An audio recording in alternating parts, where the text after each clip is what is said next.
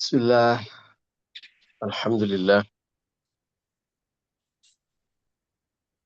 alhamdulillahilladzi faddala bani Adam bil ilmi wal kalam, wassalatu wassalamu ala sayyidil anam,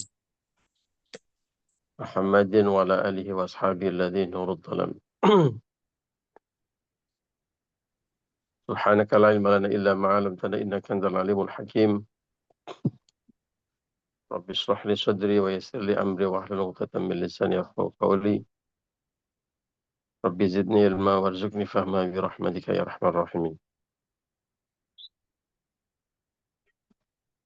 Liridhaillah wa li syafaati Rasulillah wa li kulli niyatin salihah. Al-Fatihah. أعوذ بالله من الشيطان A'udzu الرجيم billahi minasyaitonir rajim. Bismillahirrahmanirrahim. الحمد لله رب العالمين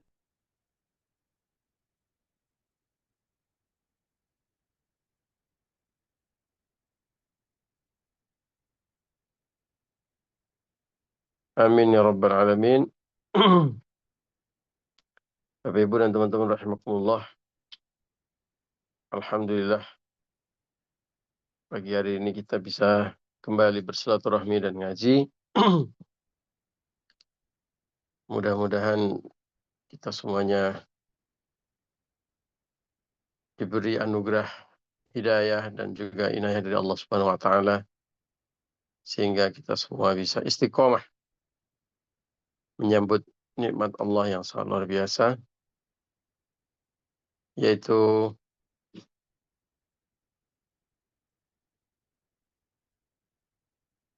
ngaji dan silaturahmi setiap hari. Allahumma amin ya rabbal alamin.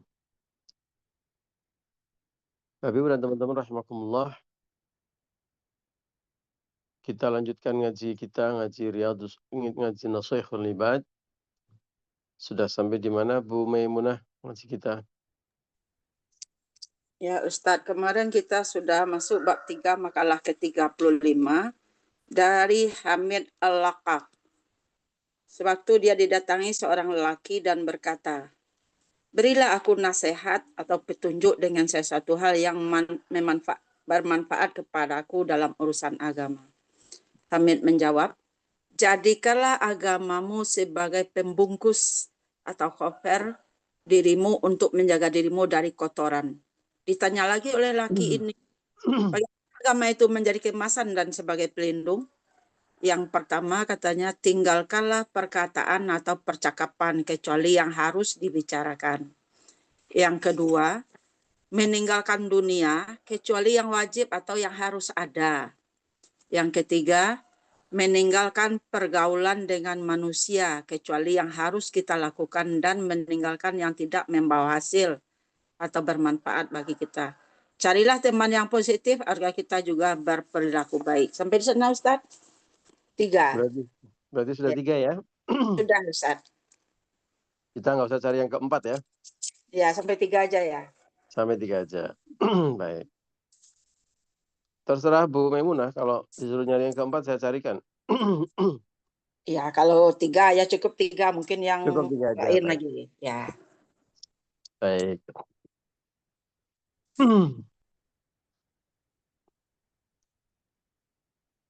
Baik. Baik, berarti kita kalau Kita selesai berarti lanjutkan makalah 36 Ustaz. makalah ke berikutnya, yaitu makalah ke-36. Baik. Baik, kita lanjutkan ngaji kita makalah ke-36. A'udzu billahi minasyaitonir rajim. Bismillahirrahmanirrahim. Wal maqalatu sadisatu wa thalathun, inilah makalah ke-36. An Luqmanul Hakim, An Luqman al-Hakim, diriwayatkan dari Luqman al-Hakim. Annahu qala,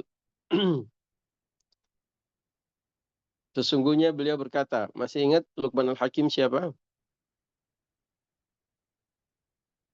Ayo, siapa Luqman al-Hakim? Halo, tok tok tok.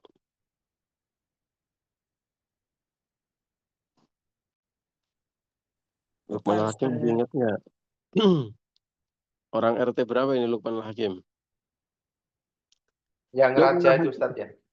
Luqman Al-Hakim itu bukan seorang nabi, bukan seorang rasul, tapi namanya masyhur, disebutkan oleh Allah dalam Al-Quran, disebutkan oleh Kanjeng Nabi dalam beberapa hadis. Yang paling monumental adalah ketika Luqman Al-Hakim memberikan wasiat kepada putra-putrinya. Bagaimana Luqman Al-Hakim mendidik putra-putrinya.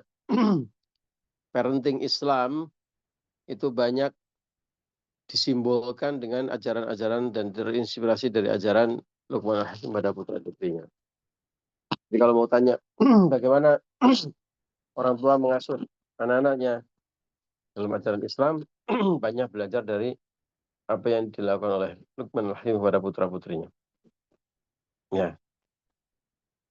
Oh ya, kata Bunda pernah dijelaskan dalam ngajinya Ustadz Baih, ya, beberapa waktu yang lalu.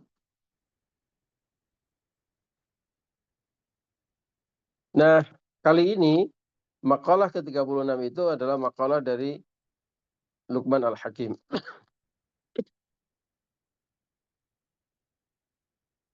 Annahu qal, beliau berkata,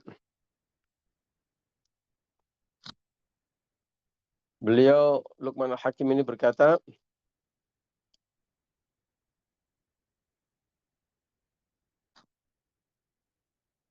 kepada siapa? Kepada libnihi, kepada putranya, tuh kan? Ya, jadi banyak sekali nasihat Luqman Al-Hakim yang didokumentasikan baik oleh Al-Quran, Al-Hadis maupun makalah seperti yang kita baca pagi hari ini. Ya bunayya, wahai anakku tercinta. Innan nasa, sesungguhnya manusia itu, kita ini manusia ini, salah satu aslatin. Sesungguhnya manusia itu terbagi menjadi 3 bagian, masing-masing sepertiga. Ya, kalau dibagi 3, masing-masing sepertiga, itulah manusia. Apa bagian-bagian itu? Yang pertama adalah sulusun lillah. Sepertiga itu untuk Allah. Sepertiga itu untuk Allah. Wa sulusun li nafsi, sepertiganya untuk dirinya sendiri. Wa sulusun lidudi, dan sepertiga lainnya untuk cacing. Oh, cacing itu mendapat jatah ternyata.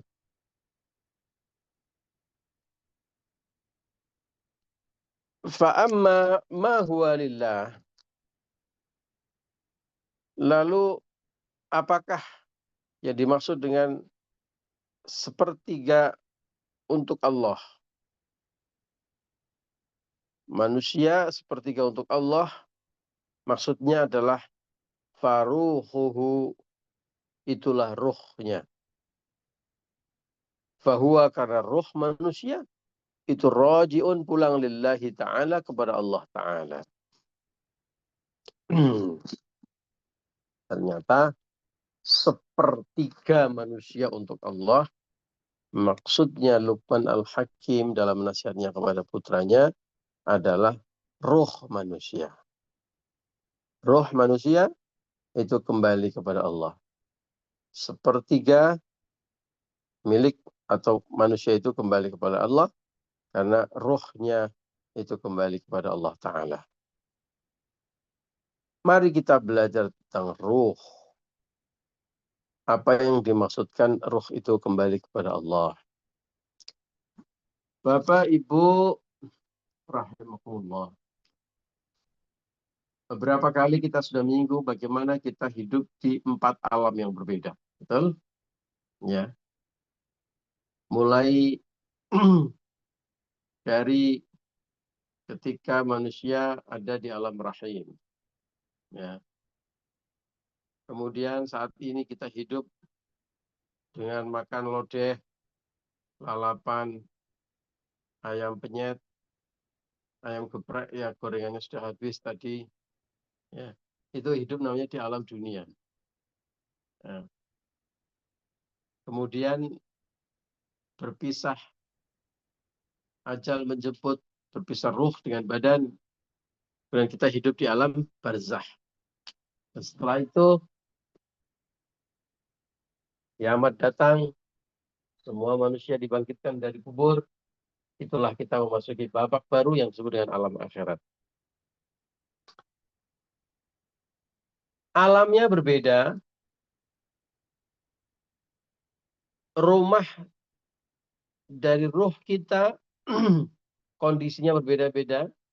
Saat di alam rahim, kita mulai dari ketika ruh ditiupkan pertama kali, kita masih belum berbentuk manusia. Ya. Masih segumpal darah yang kemudian berubah menjadi segumpal daging, sepotong daging. Ya. Itu ruh sudah ditiupkan dan rumahnya adalah calon bayi yang belum berbentuk manusia. Ketika kita hidup di dunia, rumahnya adalah badan kita yang sempurna ini. Yang Allah ciptakan fi ahsani takwim, dalam sebaik-baik penciptaan.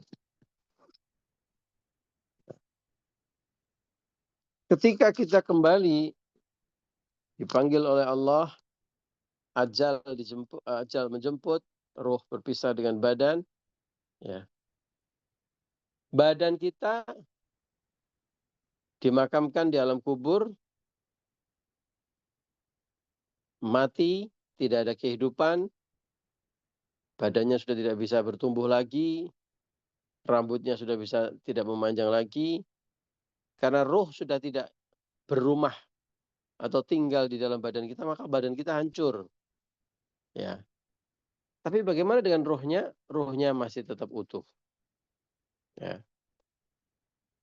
Makanya disebutkan dalam wasiatnya Luqman ini, sepertiga untuk Allah, artinya badannya dikubur, tapi rohnya masih ada, dan kembali kepada Allah Ta'ala.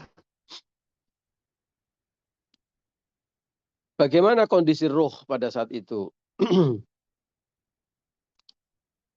Itulah mengapa dalam istirja kalimat kita ketika mendengarkan musibah, kita menyebut inna lillahi wa inna ilaihi raji'un. Inna lillahi, sesungguhnya kita semuanya adalah milik Allah. Wa inna ilaihi raji'un, dan semuanya kembali kepada Allah. Semua roh kembali kepada Allah, tapi kondisi kembalinya kepada Allah berbeda-beda. Apa yang membuat roh berbeda kembali kepada Allah? Apakah tergantung saldo dalam rekeningnya? Tergantung dengan jabatan dia di dunia? Ternyata tidak, Bapak Ibu. Badan itu bisa dipengaruhi atau tergantung dengan urusan dunia seperti saldo rekening, seperti jabatan kita, ya, yang banyak duitnya bisa perawatan, yang agak hitam jadi agak glowing, itu badan, ya. Di dunia bisa menikmati kenikmatan dunia, ya, itu badan. Kalau banyak duit itu orang merasa bisa membeli apapun yang dia rasakan lalu dinikmati oleh tubuhnya. Itu badan. Tapi kalau ruh, tidak. Mau dimakamkan di pemakaman yang paling elit, ataupun hilang di lautan, ya. Buat ruh itu tidak ngefek. Yang ngefek adalah apakah dia beriman atau tidak. Ya. Apakah dia beriman kepada Allah atau kafir. Itu yang membedakan. Bapak Ibu dan teman-teman rahimakumullah, ketahuilah ketika ajal menjemput kita, malaikat pencabut nyawa, malaikat siapa namanya? Halo? Biar Israel. Israel. Sudah kenal, Bu? Baru namanya Ustaz. Oh, namanya. Ada yang pengen kenalan cepat-cepat? Enggak, Enggak, jangan jangan dulu dulu Ustaz. Ustaz, pengen ketemu Ramadan gitu ya, Bu ya. Ketemunya Ramadan sih.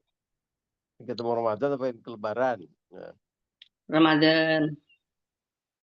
ketika malaikat Jibril datang memanggil, ya, datang, sudah beberapa kali kita ngaji bagaimana interaksi manusia dengan Israel, ya, tidak bisa ditahan, tidak bisa dipercepat, walau saatan, meskipun hanya 1 detik saja. Nggak bisa dipanggil, nggak bisa dipercepat, nggak bisa diundur.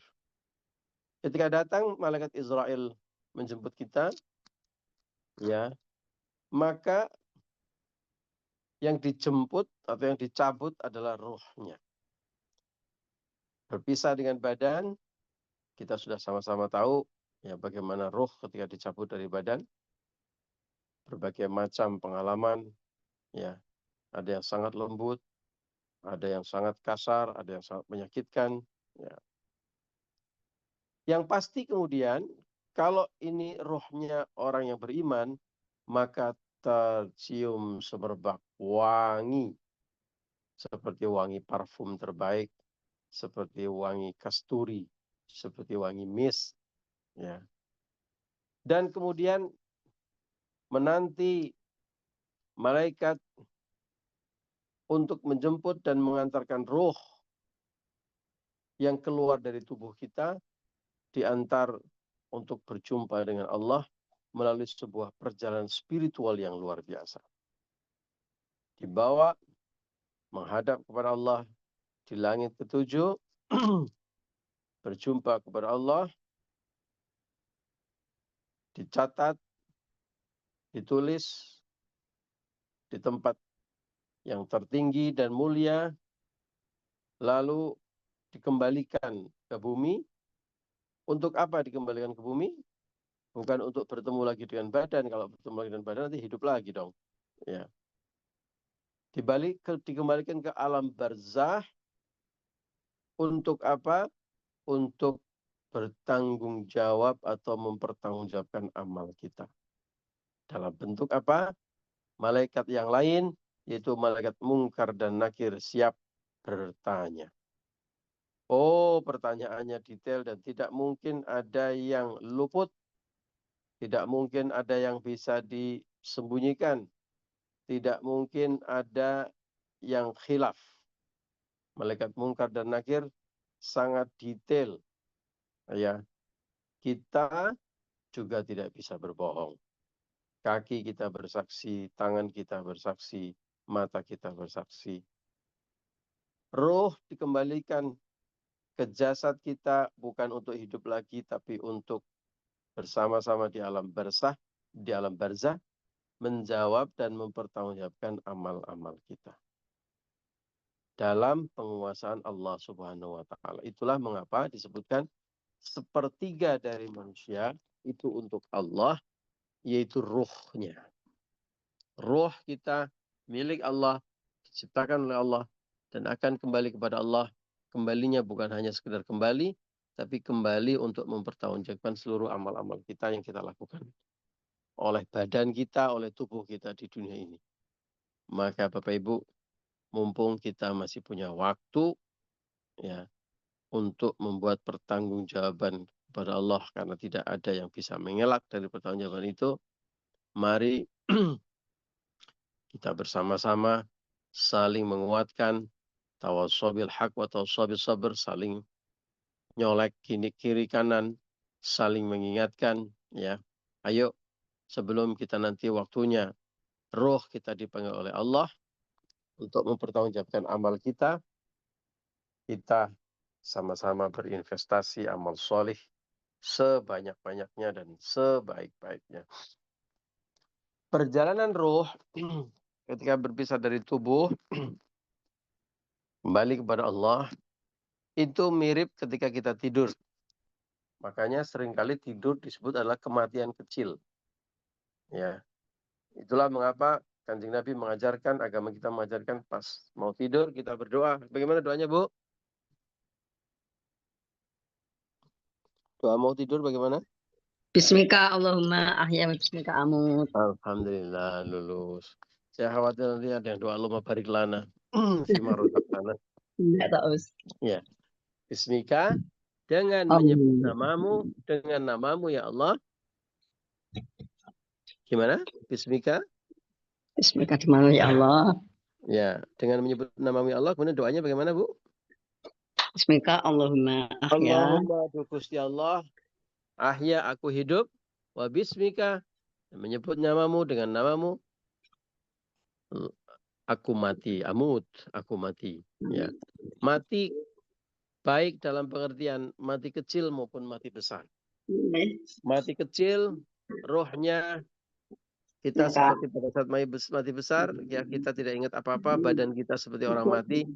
Bedanya satu, ada suara musik jazznya alias ngorok. Kalau sudah meninggal dunia tidak keluar musik jazznya. Nah, ketika kita bangun pagi tadi, roh dikembalikan ke tubuh kita. Nah, kalau nanti kita meninggal, ya mati yang kematian yang sesungguhnya atau kematian besar, ya rohnya dikembalikan tapi nggak di alam dunia. Kalau kita tidur, rohnya dikembalikan ke tubuh kita di alam dunia. Ya kita bisa bangun lagi ke kamar mandi, habis ke kamar mandi mau tidur lagi atau sholat. Nah, itu tergantung ini. Ya, orang beriman atau orang tidak beriman. Nah, kehidupan kita di dunia ini adalah ujian, ya, yang nanti akan sama-sama kita pertanggungjawabkan. Bayangkanlah, ya, kalau kita misalnya tidur, tubuh kita tidak ngapa-ngapain, tidak bisa ngapa-ngapain lagi, ya, tapi nanti kembali itu hidup lagi karena di dunia kalau besok di alam barzah sudah tidak bisa ngapa-ngapain lagi, sudah tidak bisa beramal soleh lagi. Maka banyak roh manusia menangis, ya Allah, kembalikan aku ke dunia. Sebentar saja. Sebentar saja. Karena tahu ketika di alam barzah, waktu investasi amal soleh kita sudah habis. Ditanya oleh malaikat, mau ngapain kamu balik ke dunia? Saya kepengen kembali ke dunia. Sebentar saja. Mau beramal soleh. Amal soleh apa yang mau kamu lakukan ketika kamu kembali ke dunia? Saya ingin bersedekah. Kenapa ingin bersedekah? Karena tahu betapa besar pahala sedekah ketika dia sudah di alam barzah. Tapi karena sudah habis waktunya, ya jatahnya sudah habis, sudah tidak bisa kembali ke alam dunia lagi. Sifatnya alam barzah, kita tinggal mempertanggungjawabkan dan menerima akibatnya. Di dunia kita masih bisa memperbaiki diri. Maka kita sudah tidak ada waktu kembali lagi ke dunia. Itulah wasiat, itulah tausiah dari Kanjeng Nabi untuk kita semuanya. Ayo, mumpung kita masih ada kesempatan, kita banyak-banyak bersedekah, banyak-banyak beramal soleh. Mumpung masih bisa. Nanti kalau sudah di alam barzah, kematian yang besar, kita sudah tidak bisa beramal soleh lagi, khususnya tidak bisa bersedekah lagi. Demikian ngaji kita pagi hari ini, mumpung Jumat berkah, ayo kita sama-sama saling mengingatkan untuk banyak-banyak bersedekah dan beramal soleh yang lainnya. Mohon maaf atas segala kekurangan dan khilafan. Wallahul muwaffiq ila aqwamit thoriq. Wal 'afu minkum. Assalamualaikum warahmatullahi wabarakatuh. Waalaikumsalam.